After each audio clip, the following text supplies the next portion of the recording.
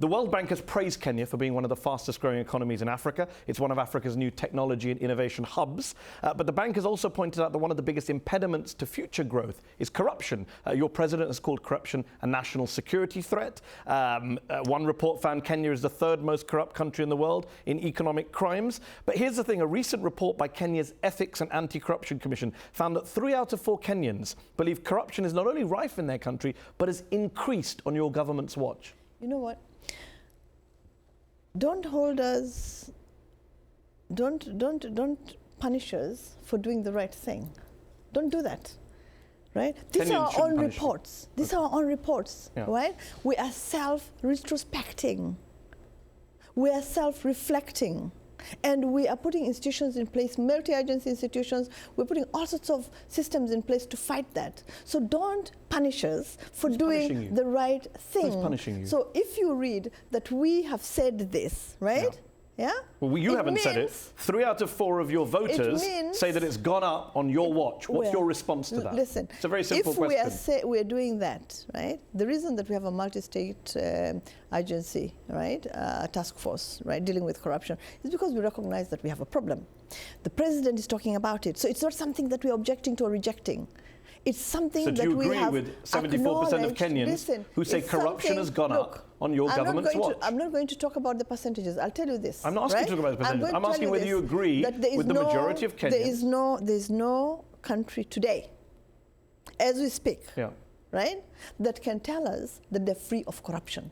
Now, there are not many countries that can say that they're doing what Kenya is doing. Right? Which is putting in place. You're the third most corrupt country in the world, so maybe you should be doing more, is the argument they would say. But you know what? Today I had a discussion on issues related to bad governance and things like that. And it's always, everything that happens is always two-way, right? If there's corruption in a country, one should always look to the others that are coming in as well, right? And who are offering, unreasonable commissions to get contracts. Fair enough. So we are doing what we need to do. Okay, you say you're doing what you need to do. To clean up our country, to address our challenges. Okay. Don't punish us for that. No one's punishing you. We do not want to be in a place where we are hiding figures and we're not talking about issues, because when we do... I'm simply raising an issue with the Kenyan public have raised. When we do, then everybody else keeps hammering on it. Kenya's most respected, perhaps most respected, most well-known anti-corruption campaigner, John Githongo, wrote in Newsweek magazine earlier this year after noting the Eurobond commercial loan scandal where $1 billion is believed to have gone missing in your country. He wrote that your government, the government of President Kenyatta, is, quote, the most corrupt regime in Kenya's history. Let me tell you something else about my country. That's a scathing indictment. Let me tell you something else about my country, right? We are democratic. Everybody has the right to their opinions, to their expressions, to freedoms to express. And his opinion is yours is the most corrupt regime in the history of Kenya. That's his opinion. One of the country's best known anti-corruption campaigners. That's his opinion. That's his opinion. It doesn't bother you? No.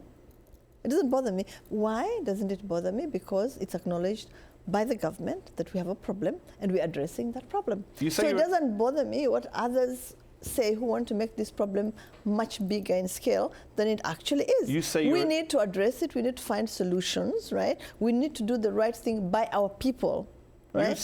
You say you're addressing the problem. Kenya's own auditor-general said in early September that around $2 billion of that controversial Eurobond fund has not been accounted for. 2 years after you said it had been accounted for. What am I doing? Asking questions you don't want to answer. The auditor-general is part of government. So we are being self-reflective. So that gives you an excuse to swallow up $2 billion? We're dealing with the issues. And any issue being self-reflective is not a way to get out of avoiding the facts. Have $2 billion gone missing in Kenya? Let me tell you, we have a multi-agency. Very simple yes and no questions. Have $2 billion gone missing in Kenya? Agency task force. Yes or no? That is dealing with all issues that deal with corruption. Have $2 billion gone missing in Kenya? Yes or no? No.